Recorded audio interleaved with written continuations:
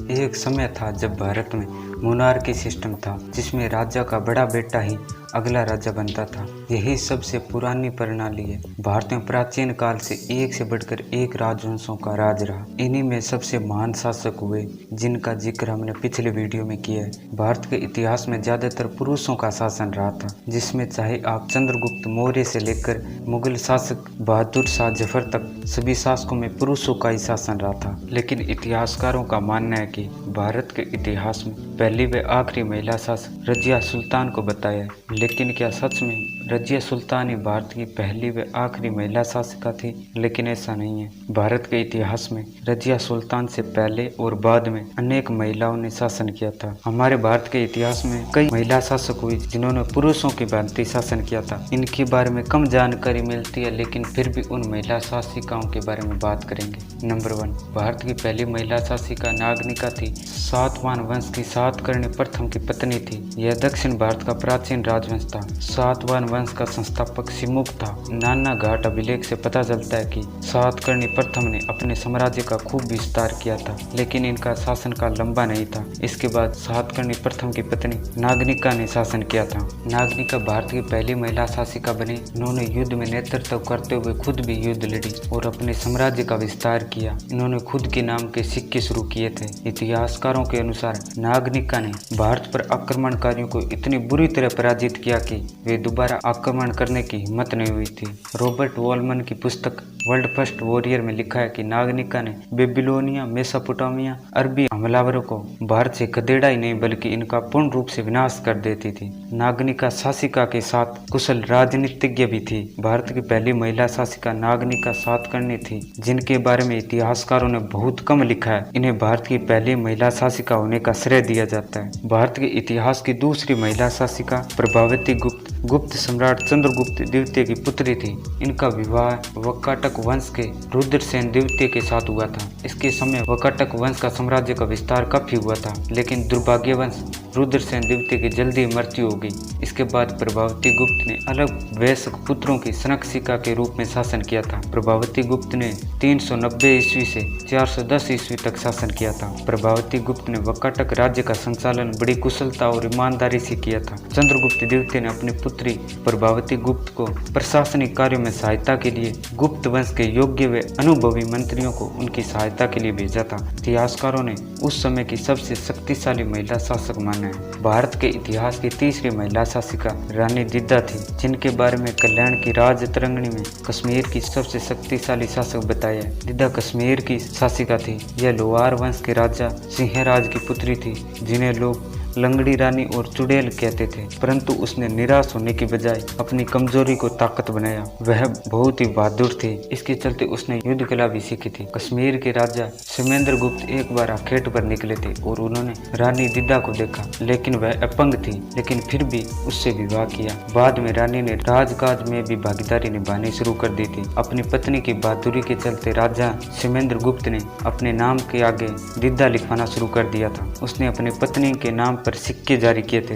Didda the warrior queen of Kashmir में लिखा है कि एक दिन आखेट के समय क्षेमगुप्त की मृत्यु हो गई, लेकिन सत्ता हासिल करने के लिए उसके शत्रुओं ने उसे सती प्रथा का हवाला देते हुए उसे सती करवाना चाहते थे, परंतु क्षेमगुप्त की पहली पत्नी सती हो गई। रानी दिद्दा ने कश्मीर पर 50 वर्षों तक शासन किया था। रानी दिद्दा एक ऐसी ताकतवर रानी थी जिन्होंने महमूद गजनवी को 2 बार इतनी बुरी तरह हराया था कि इसके बाद वह कश्मीर पर आक्रमण नहीं किया था। रानी दिद्दा पहली शासिका थी जिन्होंने कश्मीर पर शासन किया था। नंबर 4, भारत के इतिहास की अगली महिला शासिका कोटा रानी थी। ये लोहार वंश के राजा सहदेव के सेनापति रामचंद्र की बेटी थी। उस समय सहदेव के 2 महत्वपूर्ण सहयोगी थे। एक था लद्दाख का रिंचिन, जो बौद्ध धर्म का अनुयायी था, वहीं दूसरा शाहमीर, जो मुस्लिम था। सन 1319 में कश्मीर पर मंगोलों ने आक्रमण कर दिया था। इस समय राजा सहदेव अपने भाई के साथ अपने राज्य को छोड़कर भाग गए। वहीं रामचंद्र व रिंचिन व शाहमीर ने मिलकर मंगोलों से मुकाबला किया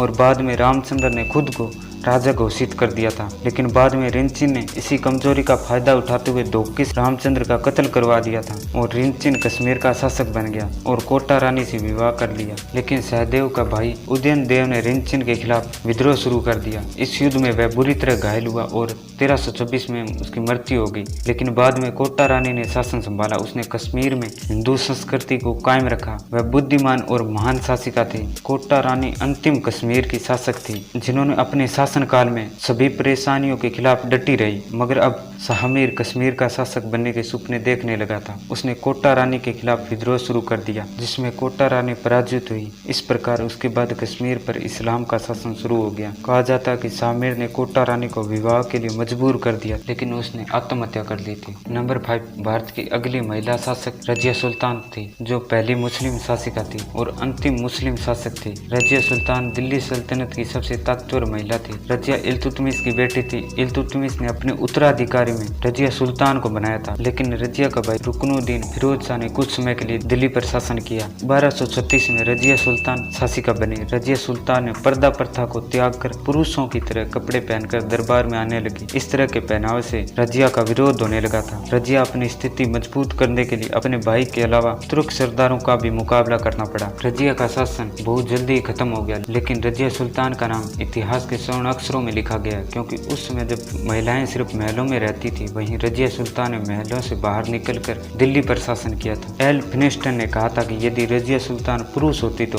भारत के महत्वपूर्ण शासकों में नाम लिया जाता। नंबर 6, हमारे भारत के इतिहास में कई महिला शासक हुई जिन्होंने पुरुषों की भांति शासन किया था। उन्हीं में वारंगल के रानी रुद्रमा देवी काकतीय वंश के गणपति देव की पुत्री थी, लेकिन गणपति देव का कोई पुत्र नहीं था, इसलिए रानी रुद्रमा देवी को राजकुमारों की तरह युद्ध कला को सीखा। गणपति देव की मृत्यु के बाद रुद्रमा देवी काकतीय वंश की अगली शासक बनी। रुद्रमा देवी का विवाह वीरभद्र के साथ हुआ, जो चालुक्य वंश के राजकुमार थे। बाद में कई राज्यों ने उसे शासक के रूप में नहीं स्वीकार किया, इसके खिलाफ विद्रोह शुरू कर दिया, लेकिन रानी ने हर विद्रोह को दबा दिया और अपने साम्राज्य का विस्तार किया। रानी रुद्रमा देवी काकतीय वंश की सबसे महान शासिका थी। इन्होंने 1260 से 1295 तक शासन किया था और बाद में रुद्रमा देवी ने अपने पोते प्रताप रुद्र देव को अगला शासक बनाया। भारत के इतिहास के सबसे महान महिला शासक रानी दुर्गावती थी, क्योंकि जब दिल्ली पर मुगलों का शासन था तब लगभग संपूर्ण भारत पर मुगलों का शासन था। सभी शासकों ने मुगलों की अधीनता स्वीकार कर ली थी, लेकिन कई राजवंश मुगलों से संघर्ष कर रहे थे। उन्हीं में था मेवाड़ और दूसरा गोंडवाना क्षेत्र। रानी दुर्गावती भारत की एक प्रसिद्ध वीरांगना है, जिनका जन्म कालिंजर के किले में चंदेल राजा कीर्तराय के परिवार में हुआ था। ये अपने पिता की इकलौती संतान थी। इनका जन्म दुर्गाष्टमी के दिन होने के कारण इनका नाम दुर्गावती रखा गया था। रानी दुर्गावती को बचपन से ही अस्त्र शस्त्र की विद्या में रुचि रखती थी। इन्होंने अपने पिता की तरह घुड़सवारी, तीरंदाजी और तलवारबाजी जैसी युद्ध कला को सीख लिया था। रानी दुर्गावती का विवाह दलपत शाह के साथ हुआ था। उनका एक पुत्र हुआ नारायण सिंह। दलपत शाह की मृत्यु के बाद रानी दुर्गावती ने अपने पुत्र को गद्दी पर बैठाकर खुद संरक्षक बन गई। इनके शासन के समय राज्य की बहुत उन्नति हुई थी। मालवा के शासक बाज बहादुर को रानी दुर्गावती ने कई बार हराया था। फिर अकबर के सेनापति असफ खान ने पहली बार आक्रमण किया तो वह पराजित हुआ, लेकिन दूसरी बार दुगनी सेना लेकर हमला बोल दिया। इस युद्ध में रानी दुर्गावती ने खुद सेना का मोर्चा संभाला। इन दोनों सेनाओं में एक भीषण युद्ध हुआ। जब वीर नारायण बुरी तरह घायल हो गया तो रानी दुर्गावती ने उसे सुरक्षित स्थान पर पहुंचा दिया और रानी दुर्गावती ने मुगलों के खिलाफ आखिरी सांस तक लड़ती रही।